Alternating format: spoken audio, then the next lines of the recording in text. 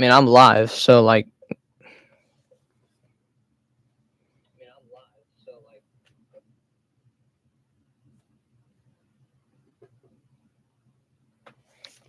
Okay. Currently, nobody's watching, so it's fine. One person is watching.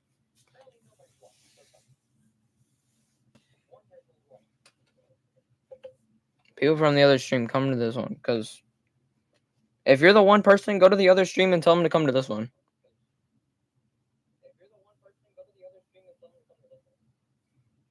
Because I messed up and I pressed the wrong button. Also, let me try and pull up the video while you're gone.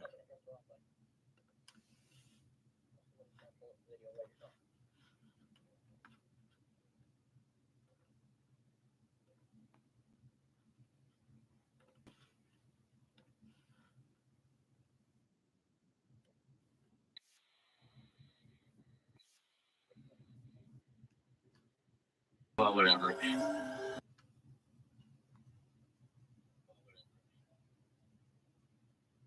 Why is it a black screen?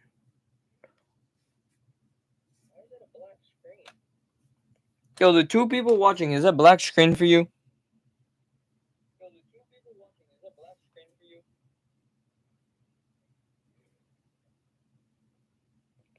Because this makes no sense.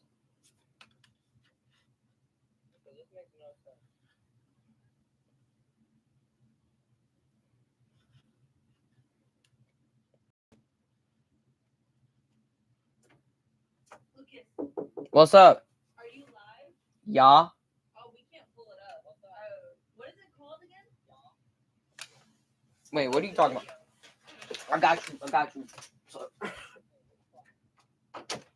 Because I have your thing, but like it wasn't pulling up.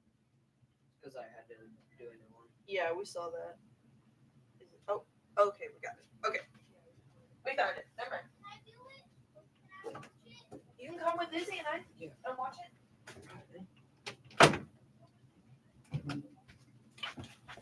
Okay. Sorry. Coming back with the stream.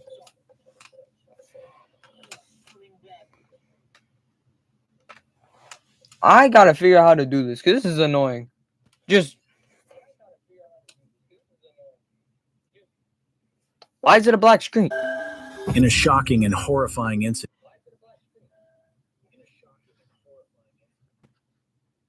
You can hear it.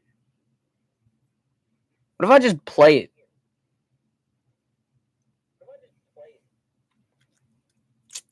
This is so dumb.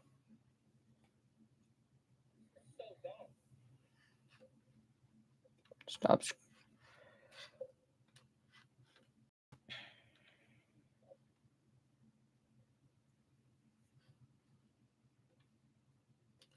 Oh. Oh, I'm dumb. Yo, W.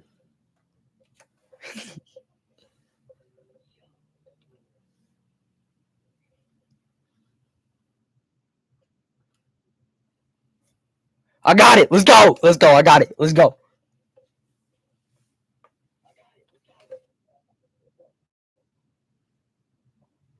Smart like that. Let's go. All right. Testing. All right.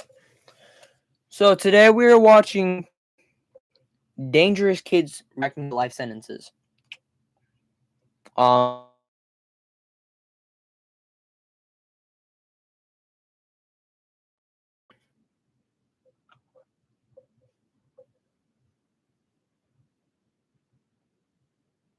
Gregory Robinson. That already sounds like a messed up person.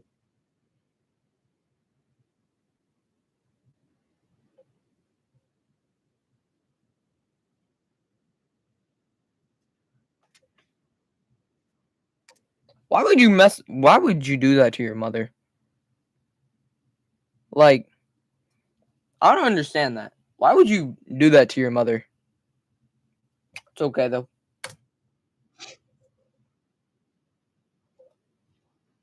Dang.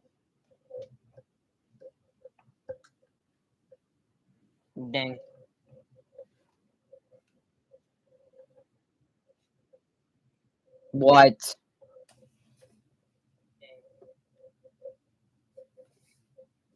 What are you talking about? You can't hear.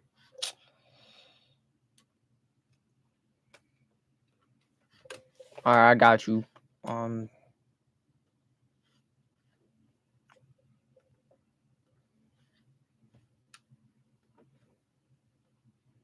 I kind of forgot to turn on the audio system. It's okay though. Boop. Seemingly ordinary household in Florida, Okay, I'll where bring Gregory it back Ramos to the lived. front. All right. In which case, I tried to cut the wedding ring off her finger because I wanted to pawn it, but I couldn't because I didn't have a knife strong enough to cut bones. Oh well, whatever. In a shocking and horrifying incident that has sent shockwaves through the community, we delve into the disturbing case of 15-year-old Gregory Ramos from Florida. In a fit of rage over a bad grade, Gregory took matters into his own hands, resorting to an unthinkable act of violence against his own mother. This chilling true story will take us through the events that unfolded as Gregory brutally strangled his mother to death before burying her under a church fire pit.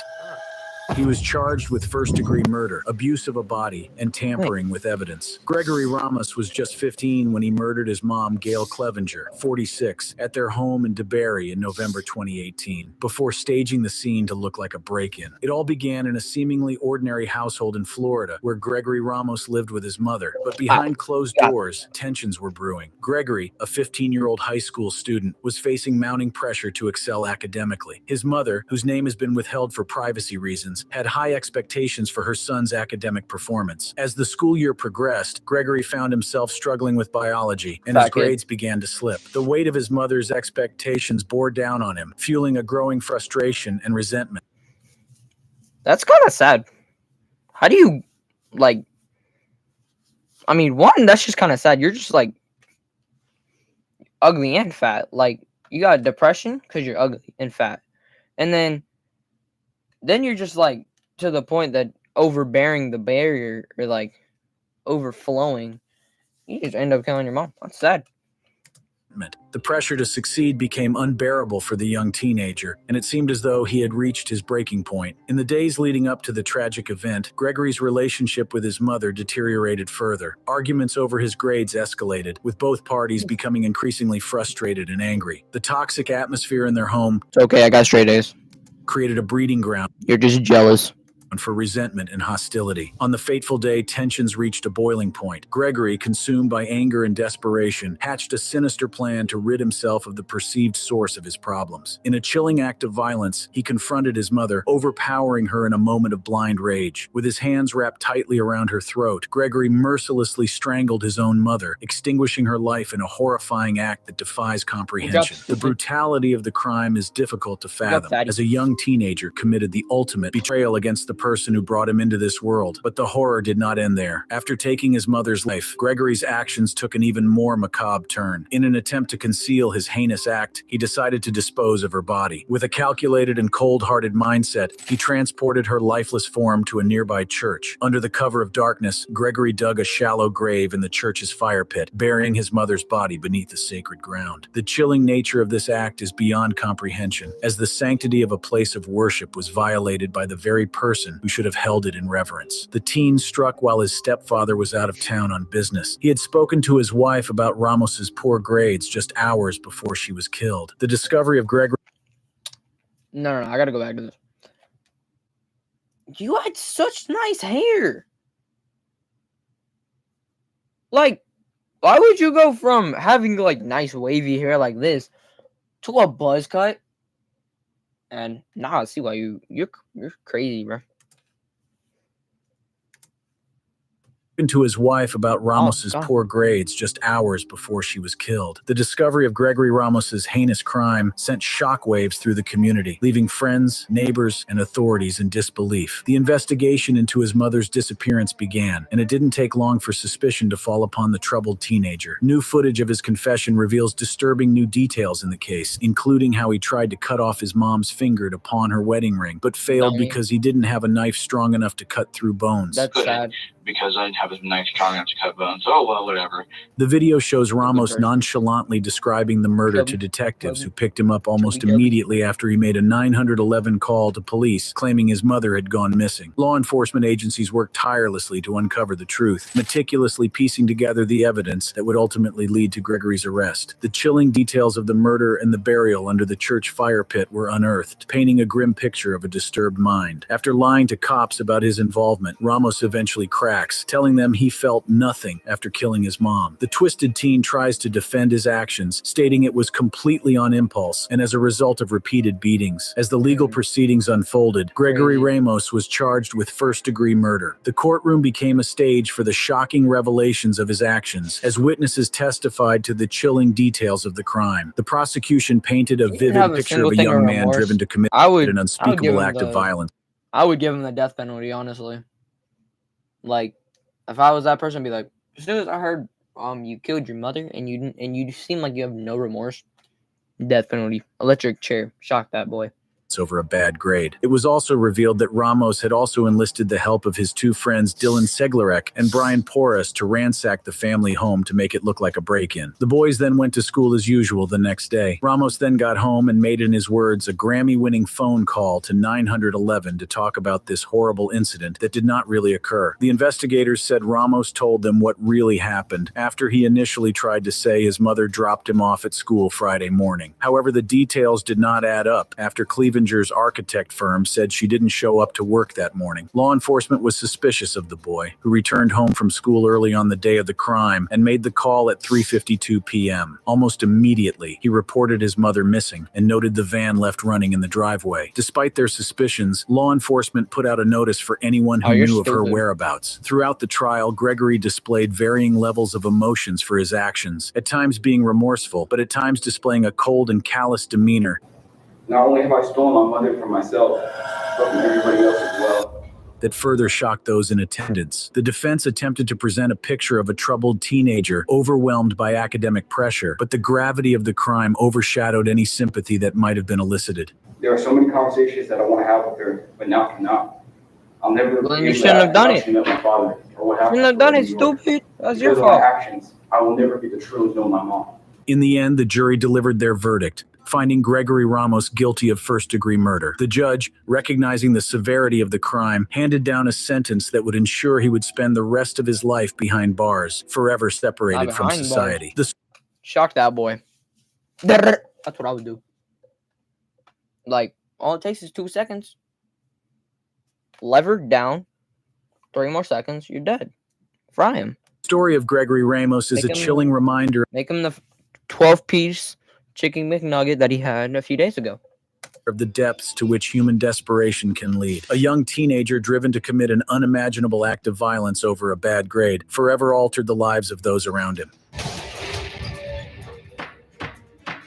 In today's hearing at the Kent County Courthouse, we delve into the disturbing case of a 13-year-old boy who was charged with the second-degree murder of his mother's Stupid boyfriend. person. The courtroom proceedings He surrounding just looks Keyshawn's stupid. sentencing were marred by a violent fight between the families of the victim and the young murderer, overshadowing the potential life sentence he faced. To understand the Dumb. shocking crimes and sentencing of Keyshawn Mann, we must first delve into the tragic background that led to this devastating event. Keyshawn, a 13-year-old boy, grew up in a tumultuous environment marked by instability and violence. Keyshawn's mother, Lakeisha, had a history of tumultuous relationships. She often found herself in the company of questionable individuals, exposing her son to a world of danger and uncertainty. It was within this chaotic backdrop that Keyshawn's life took a dark turn. The events leading up to the crime began when Lakeisha started dating a man called Jermel Stokes. At first, their relationship seemed promising, offering a glimmer of stability in Keyshawn's life. However, as time went on, tensions began to rise between the couple, and their relationship turned volatile. Neighbors and friends of the family recall hearing frequent arguments and disturbances emanating from their homes. The atmosphere was tense, and it was evident that the relationship was on the brink of collapse. Keyshawn, a mere bystander to the escalating conflict, found himself caught in the crossfire of his mother's tumultuous love life. As the situation deteriorated, Stokes became increasingly abusive towards her. Reports suggest that he had a history of violent behavior, which ultimately culminated in the tragic events that unfolded. The details of the crime itself are harrowing and shocking, leaving the community in disbelief. One fateful night, the tension between Keyshawn's mother and her boyfriend reached its breaking point. An argument erupted, escalating into a violent confrontation. In a moment of desperation and fear, Keyshawn, a young boy caught in the midst of this chaos, made a decision that would forever alter the course of his life. Driven by a combination of fear, loyalty to his mother, and a desperate desire to protect her, Keyshawn took matters into his own hands. In a shocking act of violence, he committed the unthinkable, taking the life of his mother's abusive boyfriend with a gun. The aftermath of this tragic event left the community reeling, struggling to comprehend the depths of despair that led a young boy to commit such a heinous act. The news of the crime spread like wildfire, capturing the attention of the media and the public alike. The community was divided, with some sympathizing with Keyshawn's desperate act, while others condemned him for the irreversible damage he had caused. The case quickly became a focal point of debate, raising questions about the responsibility of parents, the impact of domestic violence, and the complexities of juvenile sentencing. As the legal proceedings unfolded, Keyshawn found himself at the center of a storm, facing the harsh reality of the consequences of his actions. The courtroom became a battleground, with emotions running high and families torn apart by grief and anger. The fight that erupted during Keyshawn's sentencing only served to further highlight the deep divisions and raw emotions surrounding this case. Obviously, after it all comes out, he was treated in ways that I had no clue of.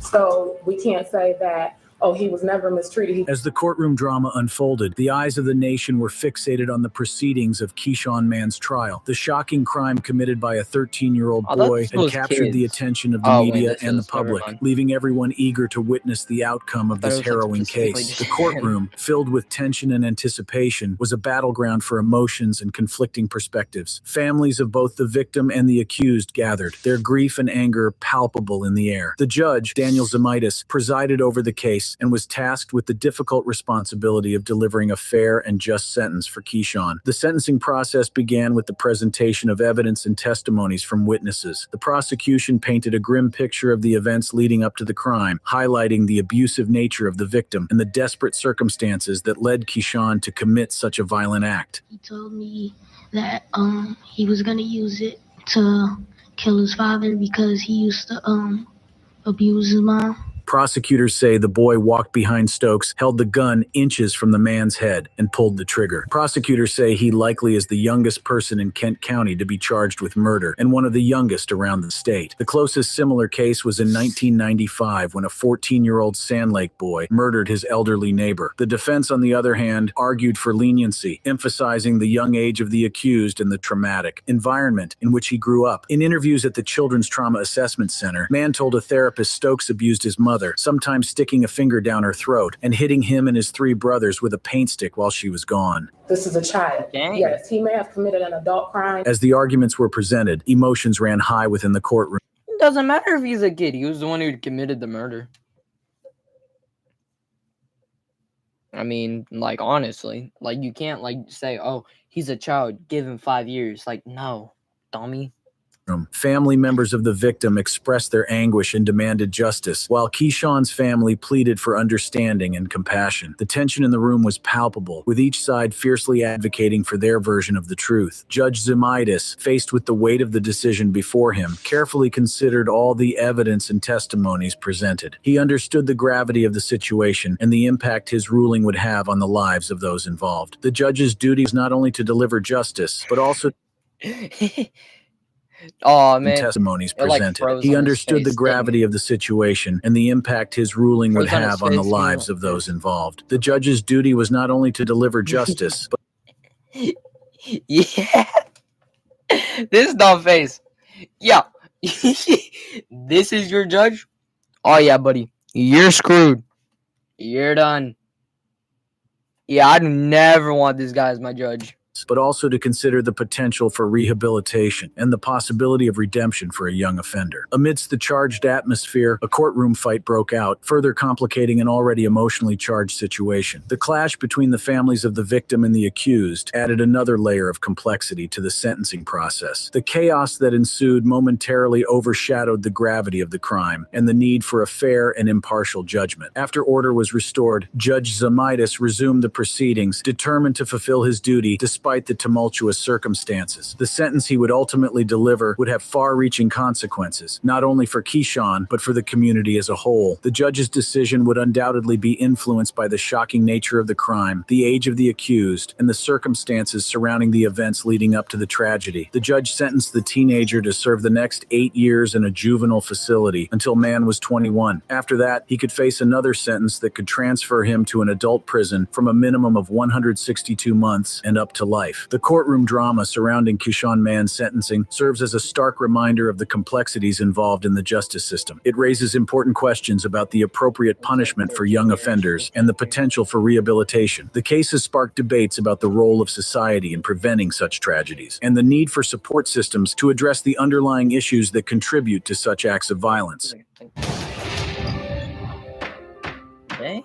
Take your seats at the Cuyahoga County for the arraignment of this teenage triggerman. In this case, we delve into a chilling tale that unfolded in the streets of Cleveland, Ohio. It's the story of a Cleveland teen named Jaquil Cleveland, whose life took a dark turn when he was charged with the killing of a New York man. This tragic event, which occurred during a deadly 2015 robbery attempt, shocked the community and left everyone questioning how such a senseless act could happen. Join us as we uncover the details of this shocking case and explore the devastating consequences of one fateful night. On a cold winter night in 2015, the city of Cleveland, Ohio was shrouded in darkness. It was a seemingly ordinary evening, with residents going about their daily lives, unaware of the tragedy that was about to unfold. In the heart of the city, a New York man named 43-year-old Frederick McIntosh had traveled to Cleveland to visit his girlfriend. Little did he know that his trip would take a horrifying turn. Smith was a hard-working individual, loved by his family and friends, and had a promising future ahead of him. Meanwhile, in the shadows, a troubled teenager named Jaquil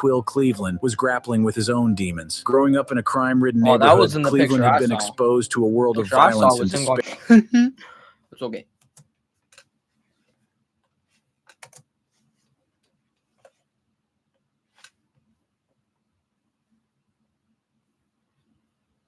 That would change his circumstances. Armed with a loaded gun, he set out into the night, his mind clouded with desperation. McIntosh of Buffalo, New York, was the father of 5 children and visiting his longtime girlfriend on the evening of August 23, 2015. He and his girlfriend, Anjanette Bailey, sat in a car outside her apartment when Cleveland and Baylor approached them. Assistant Prosecutor Brian said in court, Baylor went to McIntosh's window armed with a BB gun. Cleveland pulled out a .380 caliber pistol and went up to the girlfriend in the driver's seat. The pair demanded money. Baylor rifled through McIntosh's pockets, and McIntosh fought back, Kraft said. Cleveland reached into the car amid the struggle over McIntosh's girlfriend and fired a single bullet into McIntosh's back. The teens ran away, and McIntosh was pronounced dead at the scene. Anjanette Bailey was sitting in the driver's seat of her vehicle, and next to her was Frederick McIntosh. This defendant, as well as his co-defendant, Jaquil Baylor, approached the car,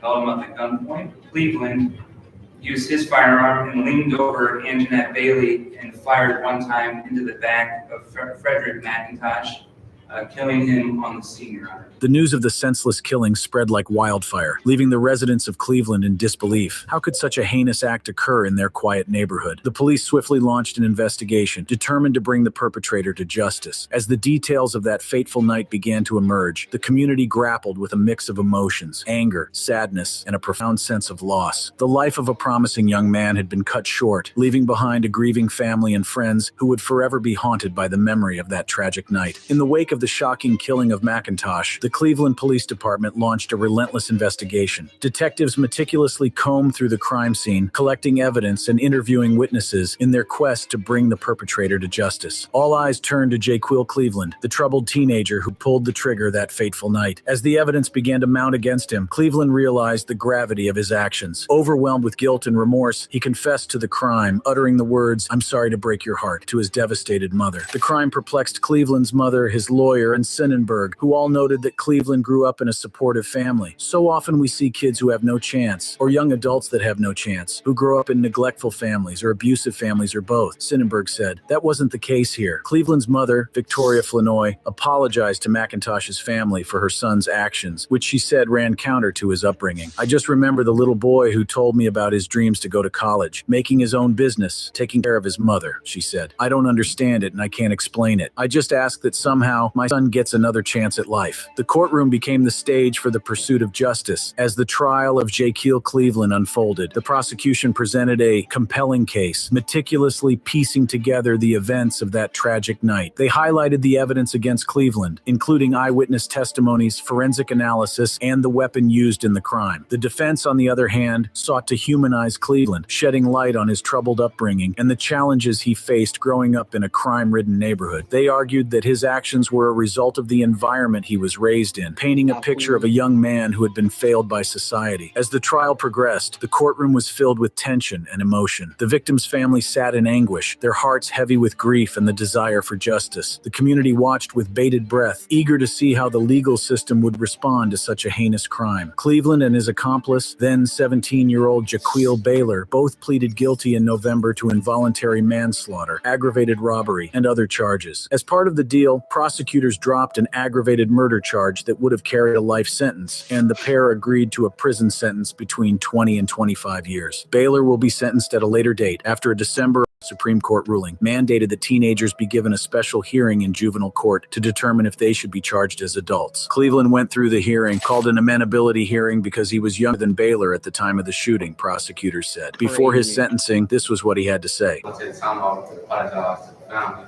I'm sorry what I did. I know it was wrong. Now I'm here to take my punishment for what I did. We don't care. Like, if you think of that through, I'm like, oh yeah, I'm gonna kill somebody, like, and you killed them. I don't care if you want to give a speech or not. You killed my daughter, you killed my son, you killed whoever. Like, nobody in that room cares except for your mother, who's sitting there having to deal with you having to go to prison for almost life. Like, stupid person. Like, why would you give a speech at the very end? I know Davey did it, and I know you're probably sorry, but you're just sorry that you got caught and that you had to deal with it. I don't apologize to my mom. I'm sorry for that. No, you're not. I'm sorry. I'm breaking your heart.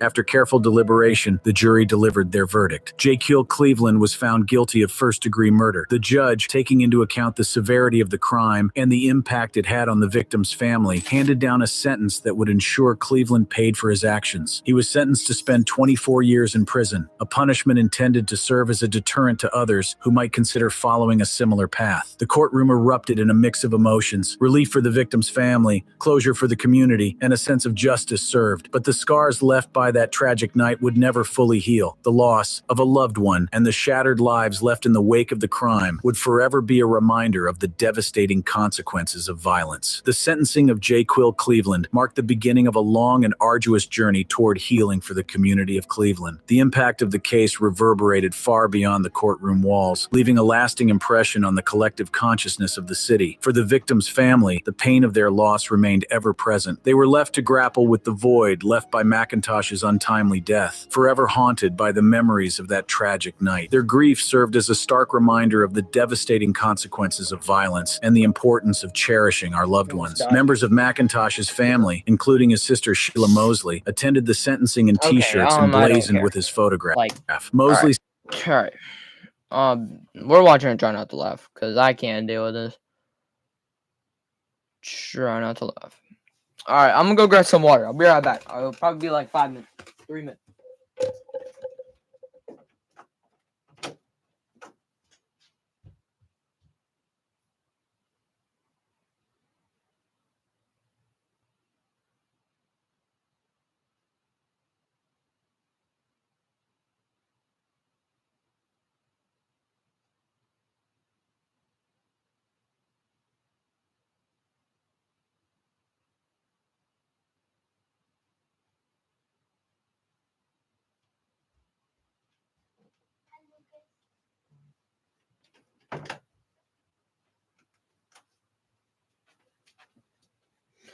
Okay, I'm back.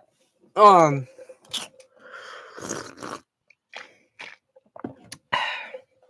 right. This just looks stupid, so we're watching this one. I'm going to video, gosh. Esta es la guerra, chingado. All right.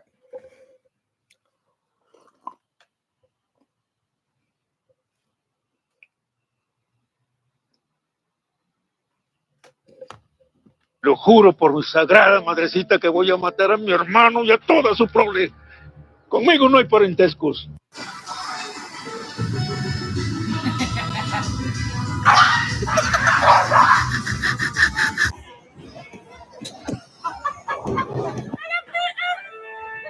What up, y'all? We back again. This is Top Thing. Eternal work.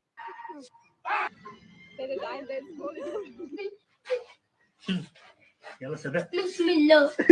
Wala mga hadal sa mit. Yung Here's video footage proof that we've been teaching dogs the wrong things all this time.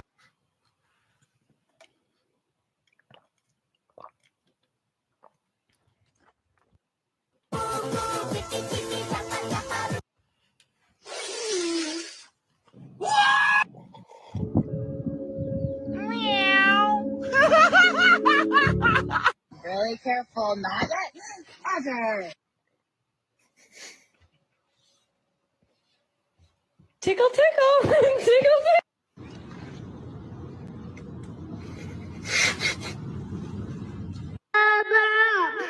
Every day. Forfake vs for real. Forfake. For real.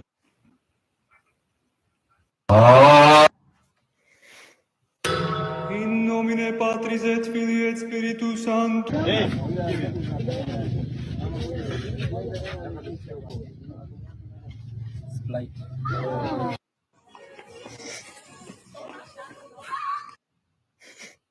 Need more paint.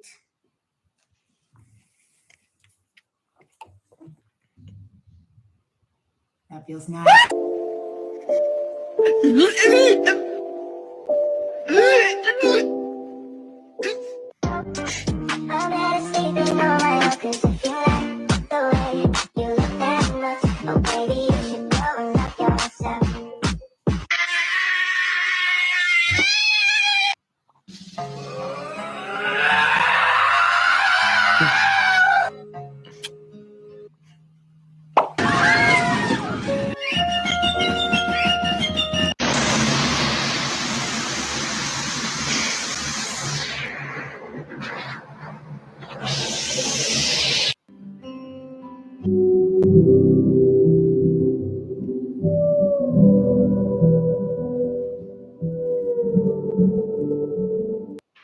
Haven't you bothered me enough, you big banana head? In the field, I didn't know how to feel, but I was in my way. Your cell was holding, ripped jeans, skin was showing, hot light, wind was going. Where you think you're going, baby? Hey, I've met you.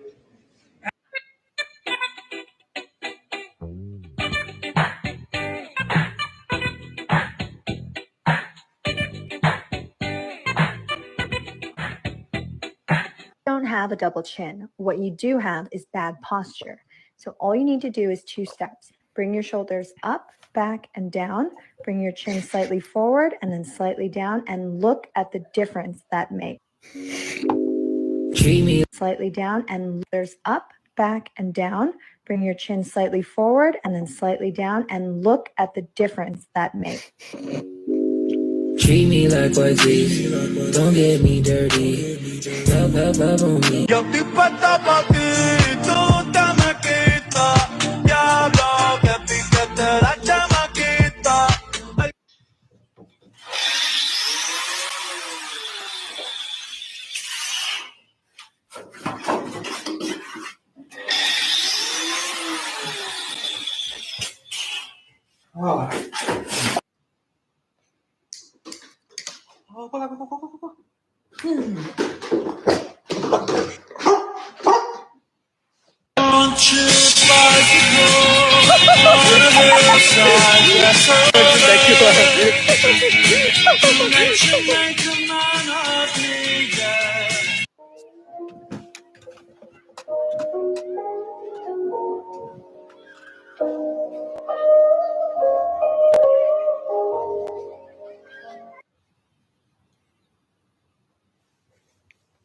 Yeah.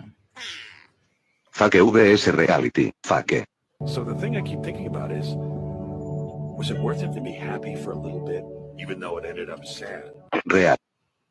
モカちゃんが教えてくれたいろんな見た目になれるアプリなんだって。どれどれ。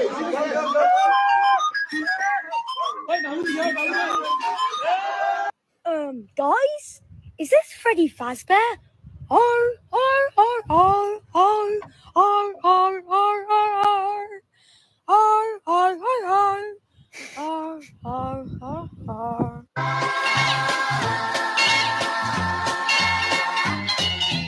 Rocking around Christmas tree at the Christmas party hop.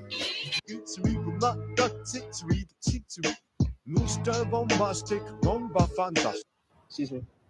I really love your shoes. Oh my god, thank you. I actually. I did it. I thought you were good. Yes, that's it. Oh yeah.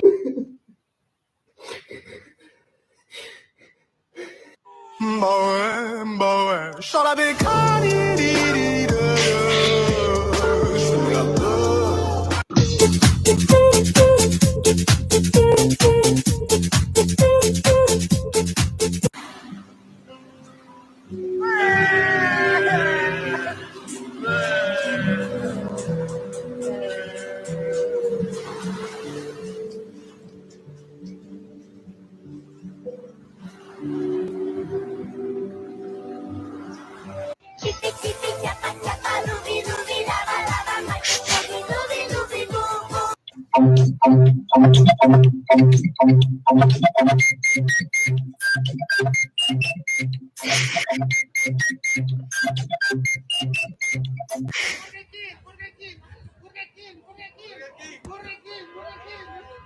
What's your name? Sasha.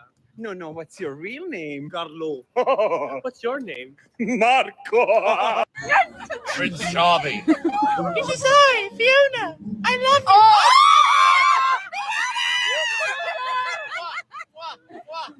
He's making it better with kisses. Wait.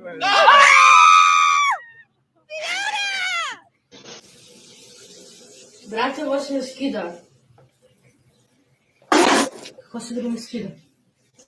Abre.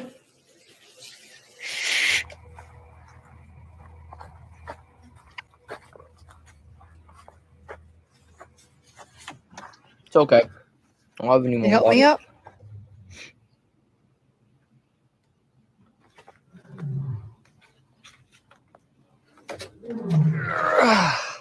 Go boy, fist bumps. Yeah.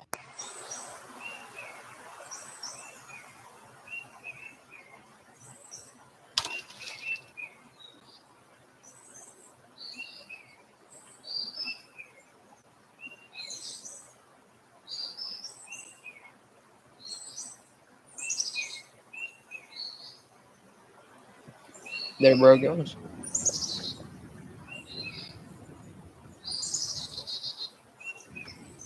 The W profile picture on this one. Hi, I recently saw a very strange meme with outside channel.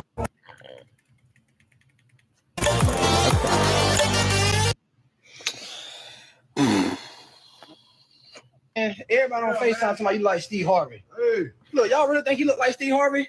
Huh?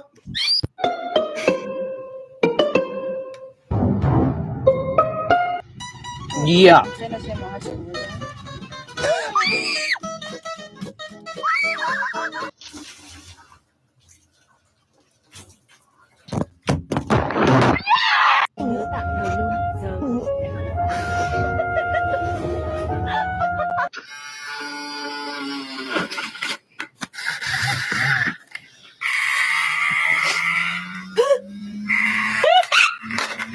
Backwards.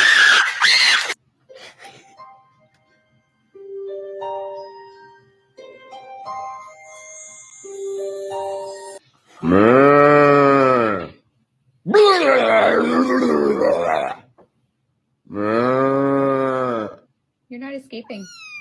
I know.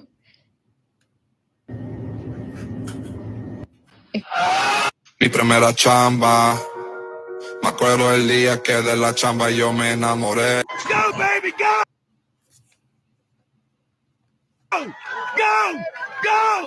Woo! Stop! Baby, Piper! Baby, you won! Piper!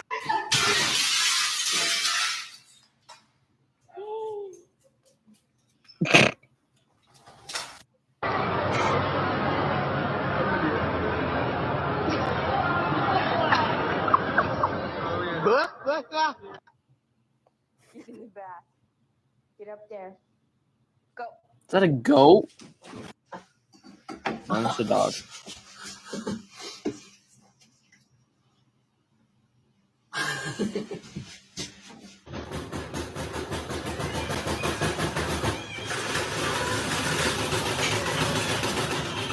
Yo. It's gonna be good. Oh, never mind. I love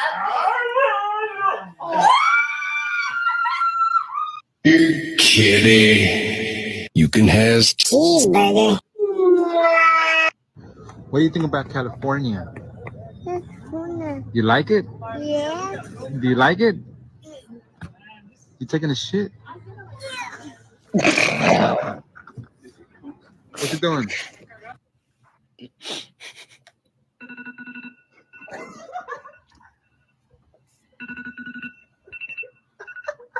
Excuse me, could you please record me for just a second?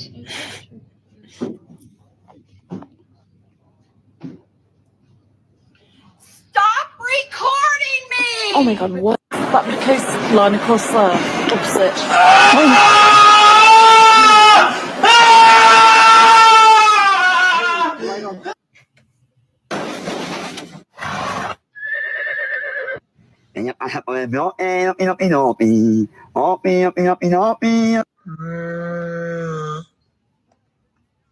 He falls over.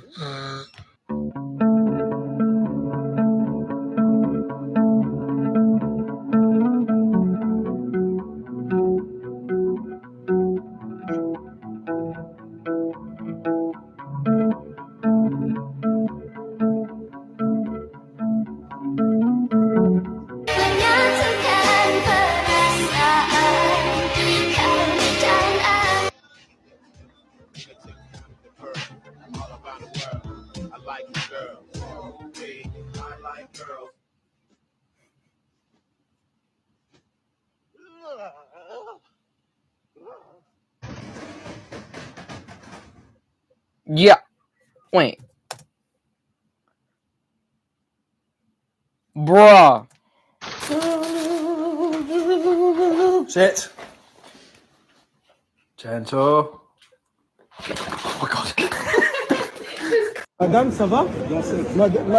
Oh.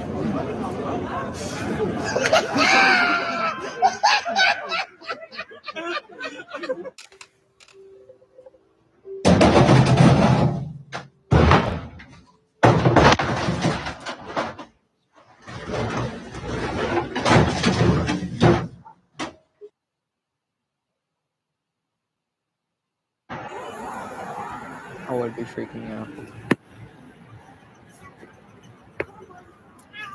Yeah.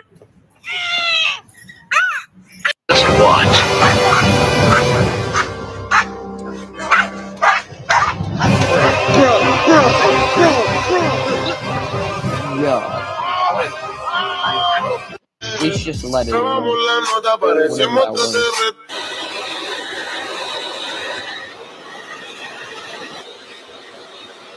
My dad feels like.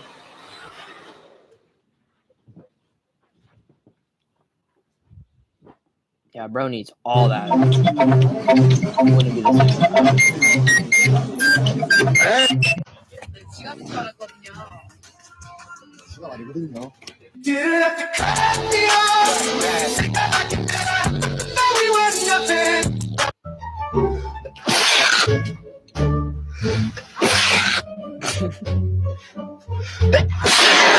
Yo, God. Golly, dude.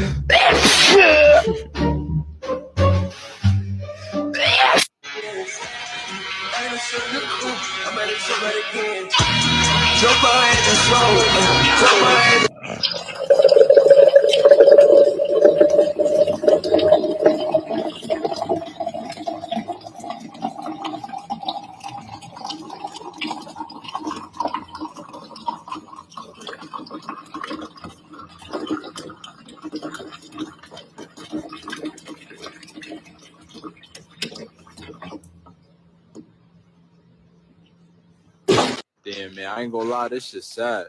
Where's his mom at? Oh! You thought you scared me or something? That's why your mom left. Dang!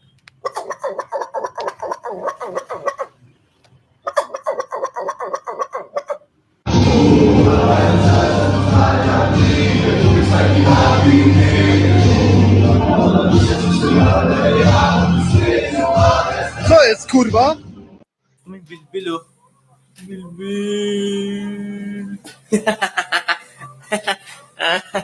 Chipi chipi. Chipi chipi tapa tapa dubi dubi daba daba bil bil bil bil bil bil bil bil.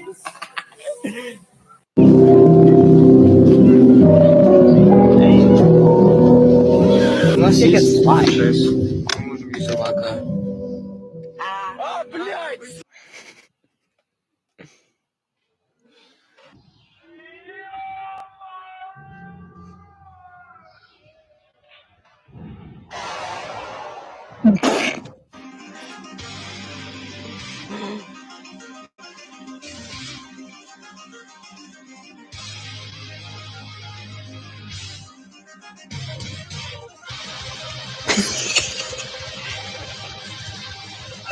Yo, I would have the same reaction. Yo, nah, I would have the same reaction to that. Oh heck nah, bro. That's scary. All right.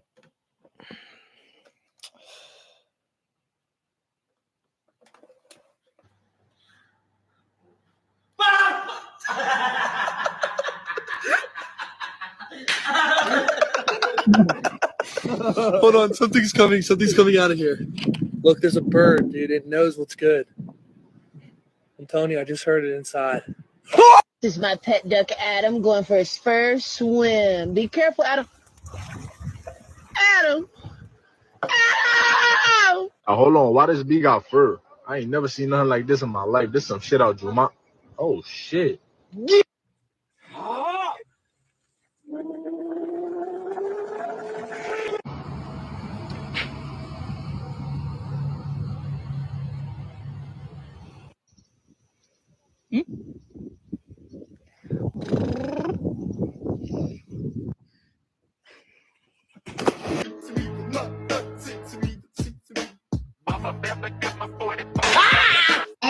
God, that scared me. T-E-L-L-A.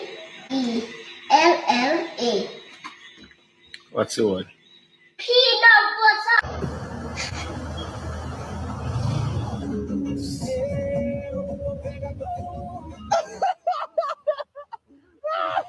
What the?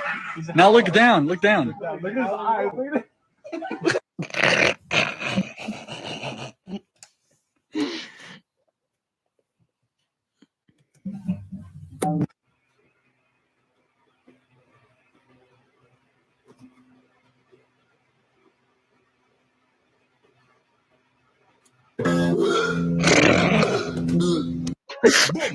Yo, the thing goes.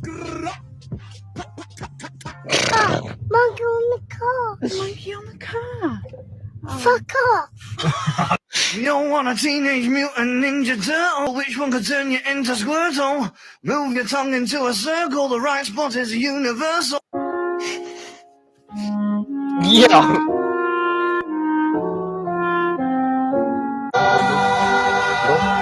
Yes, me habla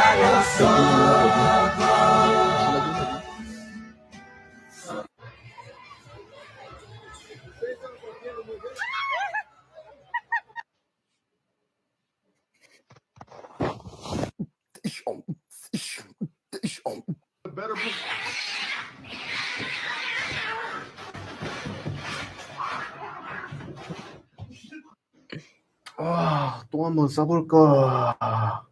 응? She was a fairy.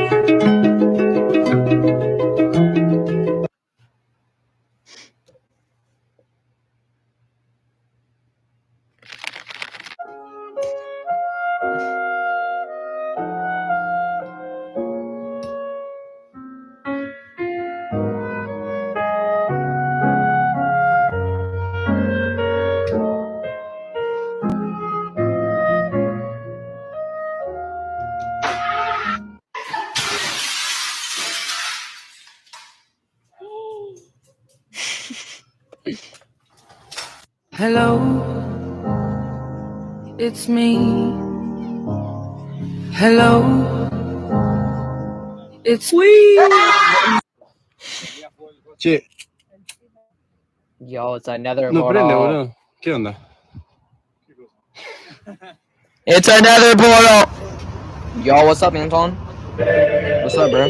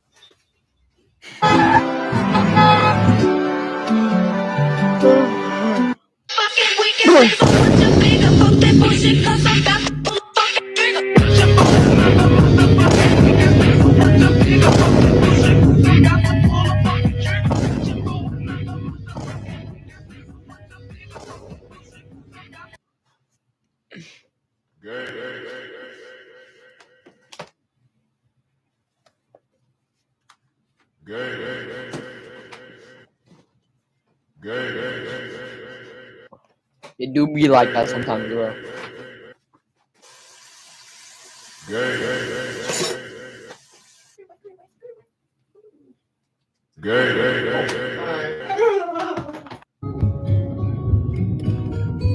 Yo, what up, my brother?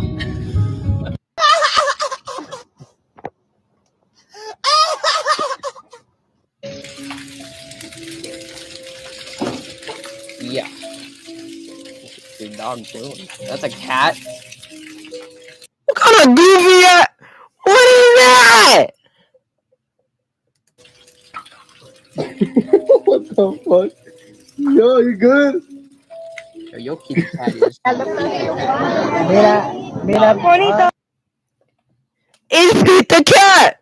A ver, el hombre araña, el guerrero, Una Iron Man. Iron Man. Oh,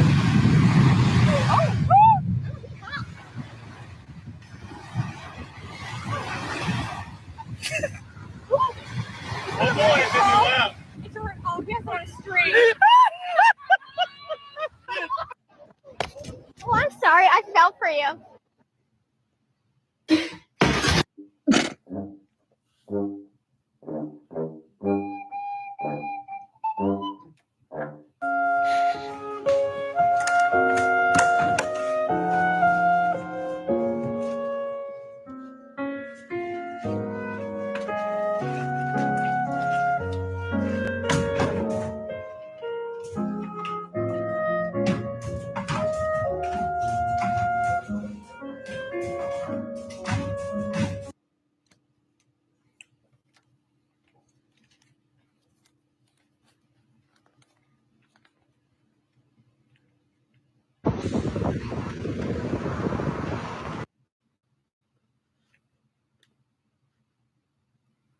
Yo.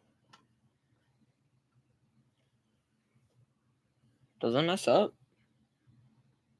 Is it like repetitive? Yeah. Wait, no. We gotta watch our own stream.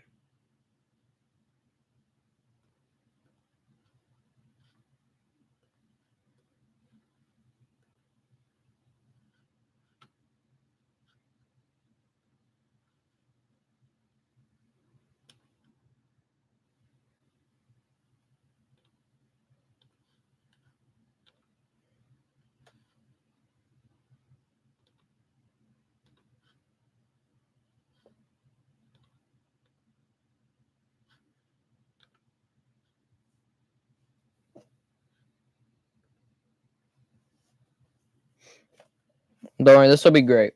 It'll be great.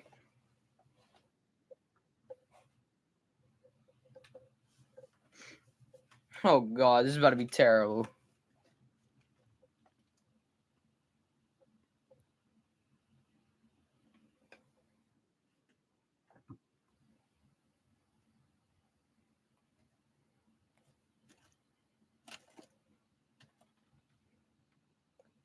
gonna blow up. Can't even hear it.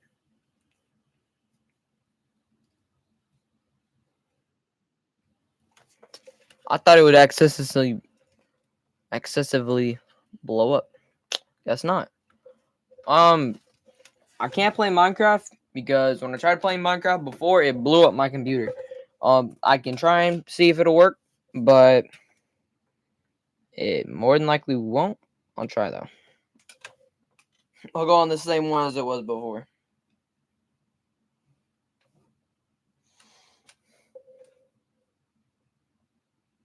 Ugh, gosh. Last time it was just super laggy. That's not a good sign.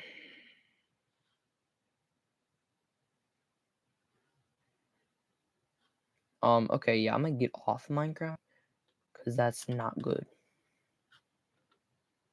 Cause like,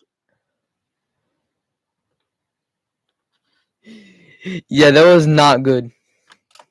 All right, well, stop screen sharing. Do Roblox. Sure, I was gonna end the stream, but okay. Play some Clash Royale. We could, whatever.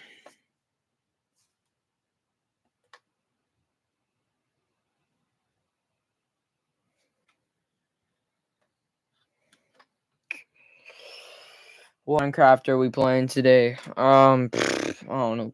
We're playing Bed Wars. I don't care.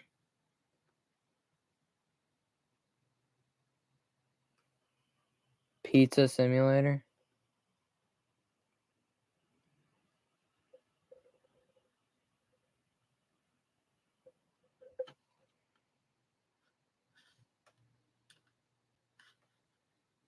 Oh, I forgot to share my screen. It's okay.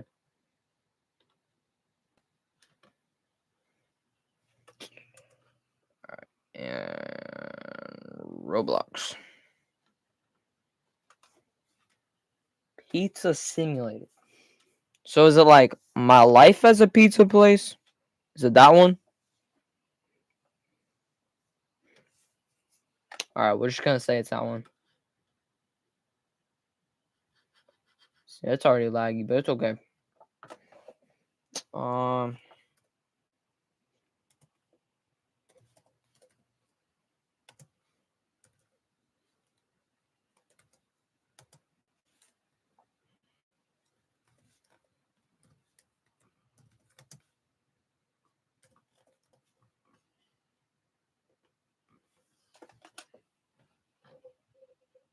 Pizza place.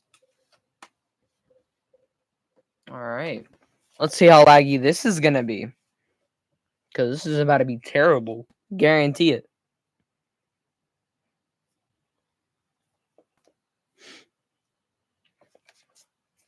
And if it's not, I'll actually be surprised. Oh god. Just fell back. Okay.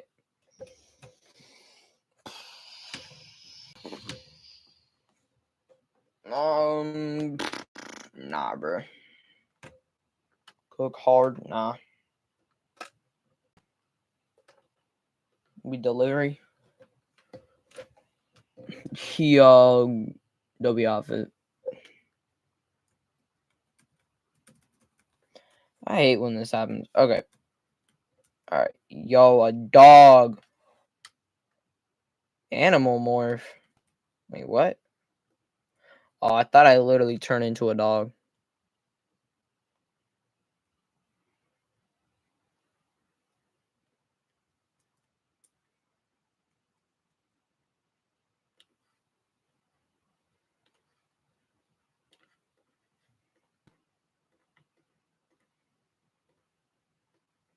Yo, what?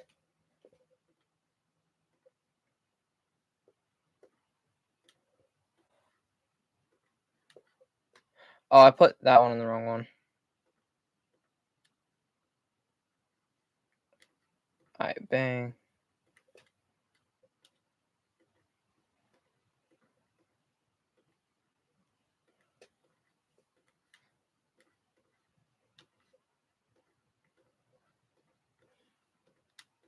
Boom, bro. I am chefing it up in his house right now, bro. Bang. Bang. Press it twice. Go over there. Alright. Let me grab that soda. Dang, 300 coins already. Or 130 coins already. Let's go. Okay, whatever. Let's go. Press that. Put that right there. Upgrade. Now I have a tiny house. Is it going to bring me all the way over to my house? Yes, it will. Now, instead of a very tiny house, now it's a tiny house. Bang. Alright. Where's the cook? Because I know he ain't doing anything.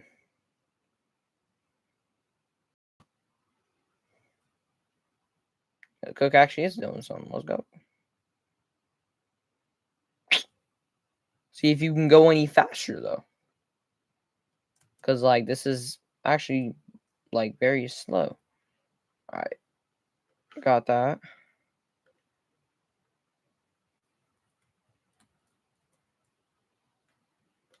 Oh, there we is. There it is. Alright. Put that right there. Put that right there. Put that in there. Chef it up. Close it. Oh, yeah. Right there. Let's go. Chefing it up. In his house. Let's go. Bang. Bang. Close it. W.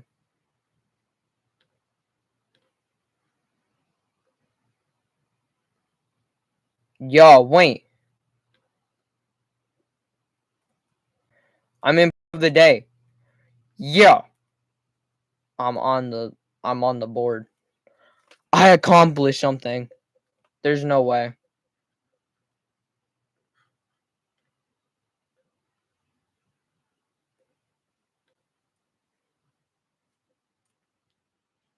Yeah, let's go. We need to grab all these things and bring them to the house, because if not, they're gonna be terrible. They're gonna be mean. So let's get in this car. Yo. And they add a truck in this game, but it's okay.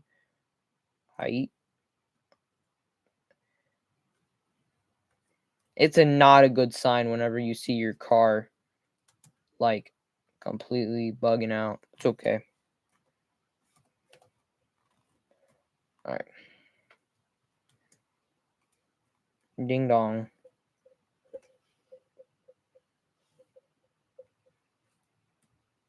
You did good.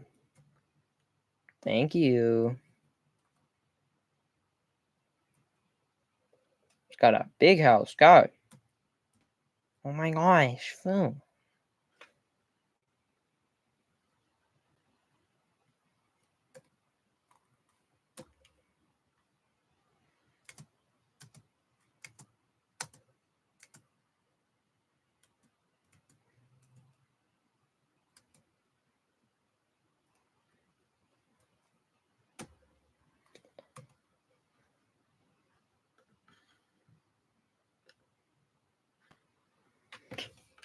Okay. Well, I'm gonna end the stream here. I'll probably stream again tomorrow about the same time. But as always, this is Lucas Beck signing out.